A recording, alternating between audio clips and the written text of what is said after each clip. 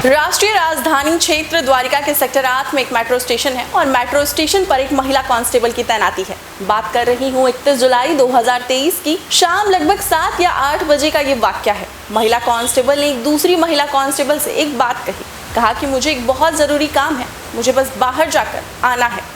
तब तक क्या तुम मेरी जगह ड्यूटी कर लोगी? क्या तुम मेरी जगह खड़ी हो जाओगी? दूसरी महिला कांस्टेबल उससे कहती है कि तुम आराम से जाओ, अपना काम कर लो और जब काम हो जाए तो आराम से आ जाओ, मैं तब तक तुम्हारी जगह यहाँ पर खड़ी हूँ। बाहर महिला कांस्टेबल जाती है, वहाँ एक कार खड़ी होती है और उस कार के अंदर पहले से ही एक पुरुष कांस्टेबल मौजूद होता है। तभी एक आदमी आता है जिसने सादा वर्दी पहनी होती है। ये पुलिस वाला है या कौन है इसका पता नहीं है। कार का दरवाज़ा खुलता है, उस व्यक्ति को गाड़ी के अंदर बिठाया जाता है और जैसे ही बातचीत शुरू होती है, एक के बाद एक वो महिला कांस्टेबल उसे थप्पड़ मारना शुरू कर देती है।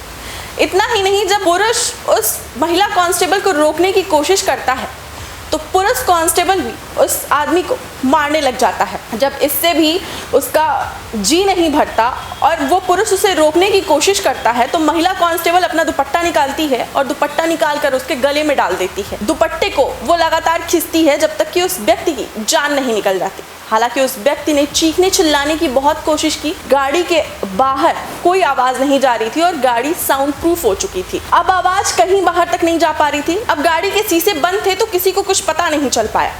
महिला कांस्टेबल उस गाड़ी से बाहर निकलती है और अपनी जगह पर आती है और दूसरी महिला कांस्टेबल को वो थैंक्स बोलती है कि तुमने मेरी जगह मेरी ड्यूटी की और संभाला इस जगह को, इसलिए वो उसको थैंक यू बोलती है और उसने बोला कि मेरा काम हो गया। अपना काम करके वो चली जाती है। उसे लगता था कि उसने जो किया किसी को पता नहीं चलेगा, लेकिन कहते हैं ना कि क्राइम करने वाला चाहे कितना भी शातिर क्यों ना हो, लेकिन कोई ना कोई गलती वो जरूर कर जाता है। यहाँ भी एक ऐसी गलती हुई उस महिला कांस्टेबल से जिसकी किसी को कोई उम्मीद ना थी। आज कहानी उस महिला कांस्टेबल और पुलिस कांस्टेबल की है जिन्होंने कत्ल कर दिया था। नमस्कार, मैं हूँ आपके साथ अंजलि सिंह। आज की जो सच्ची घटना है जो हम आपको बताने जा रहे हैं वो घटना है राजस्थान प्रदेश का एक जिला भरतपुर, और भरतपुर जिला का एक थाना लगता है खो थाना क्षेत्र का गांव नरेहा, जहां का एक रहने वाला एक व्यक्ति है जिसका नाम होता है संजय जाट। संजय जाट की साल 2010 में मथुरा की रायपुर की रहने वाली एक लड़की से शादी होती है जिसका नाम होता है पूनम जाट। राजस्थान के इस संजय नाम के निवासी की बातचीत शादी की चल रही होती है मथुरा के रायपुर जगह के रहने वाली एक लड़की पूनम जाट से। इस लड़के के भी यानी संजय जाट के भी 3 भाई होते हैं और पूनम जाट की भी 3 बहनें होती हैं। जी हाँ, आपको बताते चलें कि घर परिवार में शादी की बातें चल रही थी संजय और पूनम की, और परिवार वालों को ये लगता है कि जब संजय और पूनम की शादी हो रही है तो फिर क्यों ना लगे हाथ इन तीनों बहनों की शादी इन तीनों भाइयों से करा दी जाए। और इसी वजह से दोनों परिवार इस चीज़ पे अपनी अपनी इच्छा जाहिर करते हैं। लड़के के घर वाले भी, लड़के के परिवार वाले भी चाहते हैं कि पूनम जाट की तीनों बहनों की शादियां इनके तीनों बेटों से हो जाएं, यानी संजय जाट के भाइयों से हो जाएं, और पूनम जाट के घर वाले भी चाहते हैं कि संजय जाट के भाइयों की शादी पूनम जाट की तीनों बहनों से हो जाए। तो तीनों की शादियां हो जाती हैं और सबकी शादियां एक साथ होती हैं। उसके बाद जब शादी की पहली रात संजय जाट और पूनम जाट जब पहली बार एक दूसरे से बात करते हैं तो पूनम जाट संजय जाट से ये कहती है कि मैंने 9वीं पास की है, मैं 9 तक पढ़ी हूँ, तुमने कितनी पढ़ाई की है? संजय जाट उसे ये कहता हुआ नजर आता है। वो कहता है कि मैं पढ़ने लिखने में मुझे कुछ खासा इंटरेस्ट है नहीं, मैंने पढ़ाई बहुत नहीं की है, हाँ पर मैं खेती किसानी करता हूँ, मैं मेहनती हूँ और मैं ये सारे काम करता हूँ, लेकिन अगर तुम पढ़ना चाहोगी तो मैं तुमको ज़रूर पढ़ाऊँगा और तुम्हें किसी काबिल ज़रूर बनाऊँगा। अगर तुम्हारा पढ़ने में कोई इंटरेस्ट हो तो मैं तुम्हें हर तरह से सपोर्ट करने के लिए रेडी हूँ। क्या तुम पढ़ना चाहती हो? पूनम जाट ने इच्छा जाहिर की। उसने बोला कि हाँ, मैं पढ़ने में इंटरेस्टेड हूँ और मैं पढ़ना चाहती हूँ। आगे की सारी चीज़ें चल ही रही थी। धीरे धीरे उसने पूनम जाट का एडमिशन कराया क्योंकि उसने 9वीं तक पढ़ाई करी थी, 10वीं में उसका एडमिशन कराया वहीं से, और 2013 में उसकी इंटरमीडिएट की तैयारी, इंटरमीडिएट की परीक्षा पूर्ण हो गई और उसने इंटरमीडिएट कर लिया।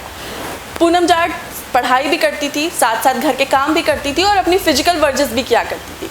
उसी 2013 में सीआरपीएफ की एक भर्ती निकली हुई थी और उस सीआरपीएफ का फॉर्म खुद संजय जाट ने पूनम जाट को भरवाया था।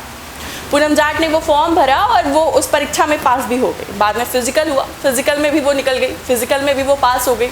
ट्रेनिंग हुई, ट्रेनिंग की उसने और उसे पोस्टिंग मिल गई। सब कुछ काफ़ी अच्छा चल रहा था, उसकी नौकरी लग चुकी थी, घर का माहौल अच्छा था, चीज़ें काफ़ी बदल चुकी थी। और आपको बताते चले कि जब 2013 में उसने इंटरमीडिएट करी थी, उसी बीच उसके 2 बच्चे भी हो गए थे। जी हाँ, एक बेटा और एक बेटी। उसके बाद उसकी सीआरपीएफ की पोस्टिंग होती है। उसकी पोस्टिंग होती है श्रीनगर में। श्रीनगर एयरपोर्ट पे उसकी पोस्टिंग होती है, जहां पर उसकी एक पुलिस कांस्टेबल से मुलाकात होती है और उस पुलिस कांस्टेबल का नाम होता है राम प्रताप गुज्जर। उन दोनों की मुलाकात काफी विवादपूर्ण रही, दोनों में लड़ाई हुई और तब उन दोनों की बातें हुई। हालांकि जब दोनों ने बात की तो दोनों की लैंग्वेज एक दूसरे से काफी ज्यादा मिलजुल रही थी, उन दोनों की लैंग्वेज इतनी मैच कर रही है और वो दोनों शायद एक ही जगह के हों। बाद में दोनों ने बात की तो उसे पता चला कि वो भी राजस्थान का ही रहने वाला है। राजस्थान में अलवर के बांसूर नाम का एक कस्बा है, जहां का वो राम प्रताप गुज्जर रहने वाला था। दोनों की बातें काफी अच्छी चल रही थी, दोनों को एक दूसरे से बात करना अच्छा लगता था और दोनों बाहर थे अपने अपने घर से, तो दोनों को एक दूसरे के साथ काफ़ी अच्छा टाइम भी मिलता था और दोनों एक दूसरे के साथ काफ़ी कंफर्टेबल थे। धीरे धीरे दोस्ती हुई, ये दोस्ती कब प्यार में बदल गई दोनों को पता नहीं चला, लेकिन ये प्यार में जब बदली तब दोनों ने, पूनम जाट ने उसको बताया कि वो पहले से शादीशुदा है और उसके 2 बच्चे हैं। उस पर उसका जो प्रेमी होता है राम प्रताप गुज्जर, वो भी कहता है तो मैं कौन सा कुंवारा हूँ, मैं भी तो पहले से शादीशुदा हूँ और मेरे भी 2 बच्चे हैं। दोनों एक दूसरे की सच्चाई जानते थे, दोनों एक दूसरे की हकीकत दोनों को पता थी, लेकिन फिर भी दोनों अपने दिल के हाथों मजबूर थे और दोनों में प्यार हो गया और दोनों अपना रिश्ता चलाने लग गए। जब दोनों का ये रिश्ता चल रहा था, दोनों फोन पे बातें करते थे, ड्यूटी पे बात करते थे, साथ रहने लगे। दोनों का प्यार ऐसे परवान चढ़ा कि वो शायद हर समय एक दूसरे के साथ रहना पसंद करते थे और एक दूसरे को काफ़ी ज़्यादा समय देते थे। धीरे धीरे वक्त गुजरता गया और दोनों में प्यार भी बढ़ता गया। फिर पूनम गुज्जर अपने ससुराल जाती हैं और एक दिन काफ़ी रात की बात है, वो अपने ससुराल गई हुई होती है, उसका पति होता है, उसका पति सुनता है किसी से बात करते हुए उसे रात के टाइम पे। उसका पति इस चीज़ पे नाराज़गी जाहिर करता है और इस चीज़ को लेके वो बोलता है कि इतनी रात में तुम किससे बात कर रही हो, ये क्या चल रहा है, इतनी रात में किसका फ़ोन आ रहा है। तो वो बोलती है कि कुछ नहीं, बस ये मुझे श्रीनगर में मिले थे और ये मेरे भाई हैं और ये भी राजस्थान के ही रहने वाले हैं, बाहर कोई है नहीं परिवार जैसा, तो ये मुझे अपनी बहन ही समझते हैं, तो बस ये मेरे मुंह बोले भाई हैं और आपको इस चीज़ पे आपत्ति नहीं होनी चाहिए। उसका पति भी चुप हो जाता है, उसे लगता है कि ठीक है भाई बहन है, भाई बहन का रिश्ता है, कोई बड़ी बात नहीं है, बाहर रहती है, अगर भाई बहन का रिश्ता है तो दोनों के रिश्ते पे मुझे सवाल नहीं उठाना चाहिए। पति भी चुप हो जाता है और वो कुछ नहीं बोलता है। उसके बाद फिर धीरे धीरे ऐसे ही वक्त गुजरता रहता है और पूनम की जो पोस्टिंग होती है वो हो जाती है दिल्ली के द्वारका मेट्रो स्टेशन पे। जी हाँ, और जो उसका प्रेमी होता है उसकी पोस्टिंग हो जाती है नागालैंड। दोनों एक दूसरे से दूर हो जाते हैं, लेकिन जरिया होता है एक फ़ोन, क्योंकि दोनों ने अपने परिवार से छिपा के एक फ़ोन लिया होता है जिसकी जानकारी किसी को नहीं होती है और वो फ़ोन सिर्फ एक दूसरे से बात करने के लिए वो दोनों इस्तेमाल कर रहे होते हैं। वो फ़ोन घर, परिवार और हर किसी से चुरा के वो फ़ोन रखा जाता है जिससे वो दोनों एक दूसरे से बातें कर रहे होते हैं। एक ही जरिया बचता है, क्योंकि दोनों दूर हो चुके थे तो दोनों फ़ोन पे काफ़ी सारी बातें करते रहते हैं। समय ऐसे ही गुजरता रहता है और सब कुछ अच्छा चल रहा होता है, लेकिन उसी बीच में फिर पूनम गुज्जर को एक बार दोबारा वापस अपने ससुराल जाना होता है। वो अपने ससुराल जाती है और फिर से ऐसा ही एक वाक़या सामने आता है कि उसके पति को ये पता चल जाता है, उसका पति उससे फ़ोन पे बात करते हुए सुन लेता है और शायद कोई आपत्तिजनक बात कर रहे होते हैं जो उसके पति को सुनाई देती है, जो कि एक भाई बहन नहीं कर सकते। इस चीज़ को सुनने के बाद वो उस पर अपना गुस्सा जाहिर करता है और उसकी जो बहनें होती हैं उन्होंने भी उसे बात करते हुए सुन लिया होता है, तो वो भी इस चीज़ पे सवालिया निशान उठाती हैं कि दाल में ज़रूर कुछ काला है, ये ज़रूर कुछ कर रही है और ज़रूर कुछ छिपा रही है। पता करने पे जब पति उसके ऊपर गुस्सा करता है, हालांकि उसने सारी बातें सुन ली होती हैं, तो सारी चीज़ें पूनम खुद भी बताती है और उसके बाद उसके पति ने उसकी काफ़ी सारी पिटाई कर दी होती है। घर का माहौल ख़राब हो जाता है, लेकिन पति है, उसने उसे पढ़ाया लिखाया, उसके 2 बच्चे थे, उसने ये तक कहा कि तुम्हें शर्म नहीं आई, तुम्हारे 2 बच्चे हैं, उसके बाद तुम्हारा तीसरा बच्चा भी हो गया और तुम इस उम्र में आके ये सारी चीज़ें कर रही हो, तुम्हें थोड़ी शर्म आनी चाहिए। इस पर उसके पास कोई जवाब नहीं था और इसी गुस्से में, इसी तैश में आकर उसने उसकी काफ़ी सारी पिटाई कर दी। लेकिन फिर धीरे धीरे चीज़ें नॉर्मल हुई और वो वापस अपनी पोस्टिंग पे गई। पोस्टिंग पे जाने के बाद जब वो द्वारका पहुंचती है तो अपने प्रेमी को फ़ोन करती है और अपने प्रेमी से कहती है कि मेरे घर में ये सारी चीज़ें हो गई, मेरे पति को सब कुछ पता चल गया और उसने मेरी काफ़ी सारी पिटाई की और मुझसे ये चीज़ बर्दाश्त नहीं हो रही है कि उसने मेरी पिटाई की है। इसके बाद से ये सारी चीज़ें होती रहीं और प्रेमी उससे कहता है कि अगर बात ये है तो क्यों ना उसे रास्ते से हटा दिया जाए। उसे रास्ते से हटा देते हैं और हम दोनों अपनी एक नई जिंदगी शुरू करते हैं। इस पर पूनम भी तैयार हो जाती है। 31 जुलाई 2023 को अपने पति को बुलाती है द्वारका और उसका पति अपनी पत्नी से मिलने के लिए निकलता है अपने घर से द्वारका के लिए। जी हाँ, अपनी माँ से कहता है कि मुझे पूनम ने बुलाया है, मुझे पूनम से मिलना है, तो मैं घर से निकलता हूँ। माँ अगर कुछ खाने पीने को हो तो बांध दो और बच्चों का ख्याल रखना, मैं पूनम से मिलकर आ जाऊँगा। अपनी माँ और अपने परिवार से बोलकर यही सब जाता है और वो अपनी पत्नी से मिलने के लिए निकल जाता है। जब वो अपनी पत्नी से मिलने के लिए निकलता है तो वो मेट्रो स्टेशन पे होता है, तो उसके लड़के के पिता का फोन आता है और उसके पिता उससे पूछते हैं कि बेटा तुम कहाँ हो। तो अपने पिता से बोलता है कि बस मैं मेट्रो स्टेशन पे हूँ और थोड़ी ही देर में मैं पूनम के पास पहुँच जाऊँगा और वहाँ जाकर हम सारी बातें क्लियर कर लेंगे कि आखिर उसने मुझे क्यों बुलाया है, और मुझे भी मिलने का मन था तो मैं बस पूनम से जाके मिल आऊँगा। उसका पिता बोलता है ठीक है, कोई बात नहीं, जाना और मुझे पहुँच फ़ोन कर देना। फिर वो जहाँ उसकी पोस्टिंग होती है, जहाँ पे वो तैनात होती है, वहाँ पे वो पहुँचता है और वहाँ पे जाकर वो पूनम से मिलता है। पूनम उससे बोलती है कि सामने एक कार खड़ी है, तुम वहाँ चले जाओ, वहाँ जाके बैठो, मैं थोड़ी देर में आती हूँ। इतना वो बोलती है और वो जाता है। जैसे वो कार में जाता है, वहाँ उस कार के अंदर उसका प्रेमी कांस्टेबल जो होता है वो पहले से ही मौजूद होता है और उस कार के अंदर बैठा होता है। जैसे ही वो वहाँ पहुँचता है, उसे देखकर आग बबूला हो जाता है। थोड़ी ही देर में वो अपनी महिला मित्र, जो उसकी एक महिला कांस्टेबल होती है, उससे अपना काम बताकर, जो ज़रूरी काम उसने बताया होता है वो बताकर वो सीधे कार की तरफ निकलती है। और कार की तरफ जैसे ही वो निकलने की कोशिश करता है, वो कार के अंदर जाती है, दरवाज़ा खोलती है और उसे थप्पड़ ही थप्पड़ मारना शुरू कर देती है। हालांकि उसने चिल्लाने की कोशिश की, लेकिन दरवाज़ा सारी तरफ से बंद रहता है तो उसकी आवाज़ कहीं बाहर जाती नहीं है। गाड़ी के अंदर उसे थप्पड़ों से पीटा जाता है। जब वो हाथ पैर मारने की कोशिश करता है, वो उसे वहाँ भी समझाने की कोशिश करता है। वो उससे बोलता है कि पूनम, मैंने तुम्हें इतना पढ़ाया लिखा है, तुम्हारे लिए इतना कुछ किया और तुम आज मेरे साथ ये सब कर रही हो। हमारे 3 बच्चे हैं, हमारे बच्चों के बारे में सोचो, हमारे फ्यूचर के बारे में सोचो।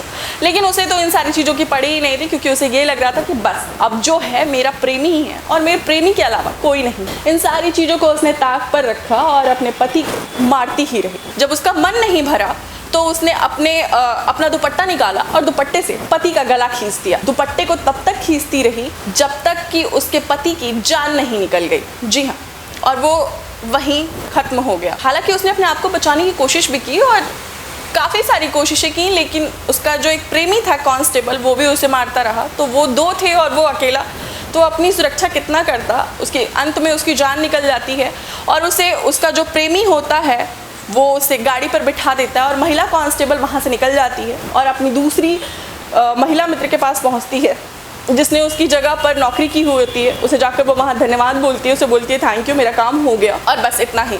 और जब वो वहाँ पे पहुँचती है, उसने ये सारी चीज़ें बोली होती हैं। उसके बाद उसका जो प्रेमी होता है वो उसे गाड़ी में बिठाता है और गाड़ी में बिठा के उसे वैसे ही ले जाता है, क्योंकि उसने वर्दी पहनी होती है। वहाँ से वो उसे दूर अपने गाँव ले जाता है। आपको बताते चले कि जो उसका प्रेमी होता है वो 20 दिन की छुट्टी लेकर नागालैंड से यहाँ आया होता है, सिर्फ पूरे प्लान के तहत कि उसे कैसे ख़त्म करना है। फिर वो उसे अपने गांव की तरफ ले जाता है, करीब वहाँ से 180 किलोमीटर दूर, और उसे ऐसे ले जाता है कि किसी को कुछ नहीं पता चलता है कि वो मरा हुआ है या जिंदा है। उसे सिर्फ सुला के ले जाता है। लोगों को लगता है, शायद चेकिंग भी हुई, चेकिंग पे लगता है कि कोई इंसान सोया हुआ है और वो वर्दी में होता है, तो उससे कोई ज़्यादा पूछताछ नहीं होती। जब ये सारी घटना हो जाती है तो उसके बाद उसके पिता का फ़ोन जाता है। शायद अपने बेटे को फ़ोन करते हैं, बेटे का फ़ोन नहीं लगता तो बहू को फ़ोन करते हैं। बहू से पूछते हैं तो बहू बोलती है कि आपका बेटा तो आया ही नहीं मुझसे मिलने। उसका पिता कहता है तुम क्या बात कर रही हो, वो तो घर से बोल के निकला है कि वो तुमसे मिलने जा रहा है।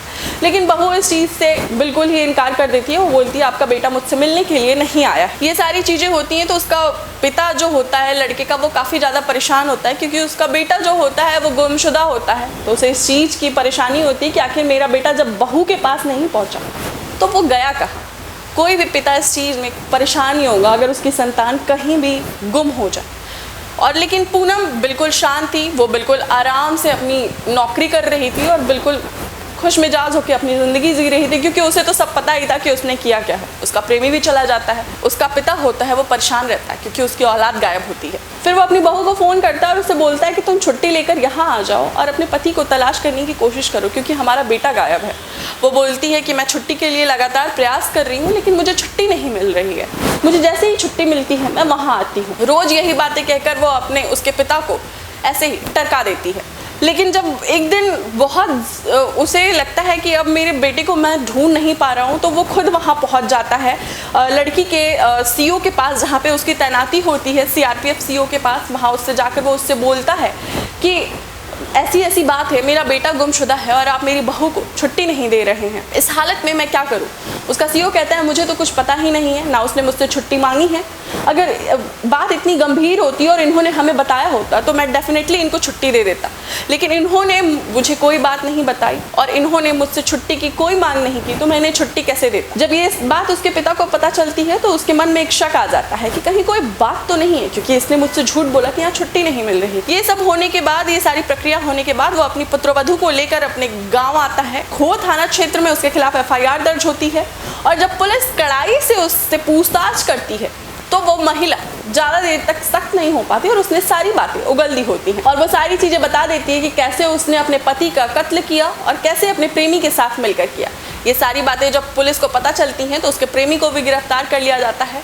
पुलिस उस जगह पे पहुंचती है जहां पर उसको ले जाकर उसने अपने गांव में उस डेड बॉडी को उसके प्रेमी ने दफनाया होता है। उस दफनाई हुई जगह से उस डेड बॉडी को निकाला जाता है और जब उसका पोस्टमार्टम होता है तो पता चलता है कि इसका गला दबाकर इसे मारा गया है। ये सारी घटना थी एक पति जिसने अपनी पत्नी को पढ़ाया लिखाया, इस हद तक पहुंचाया कि वो अपने खुद के पैरों पे खड़ी हो सके, सक्षम हो सके, और उसी पत्नी ने अपने ही पति को मार डाला। इसके बाद पुलिस काफ़ी हरकत में आई और इन दोनों कांस्टेबल को, महिला कांस्टेबल और पुरुष कांस्टेबल को गिरफ्तार कर लेती है। तो ये थी आज की जानकारी जो हमने आपके साथ साझा की। हमारी इस जानकारी का कोई मकसद नहीं है कि हम आपके मन में कोई डर भरना चाहते हैं या कोई चीज़ है जो आपके मन में डालना चाहते हैं, ऐसा कुछ नहीं है। ये सिर्फ एक जानकारी थी जो हमने आपको दी। अगर आपको हमारी ये जानकारी अच्छी लगी हो तो हमारे चैनल को लाइक और सब्सक्राइब करना ना भूलें। धन्यवाद।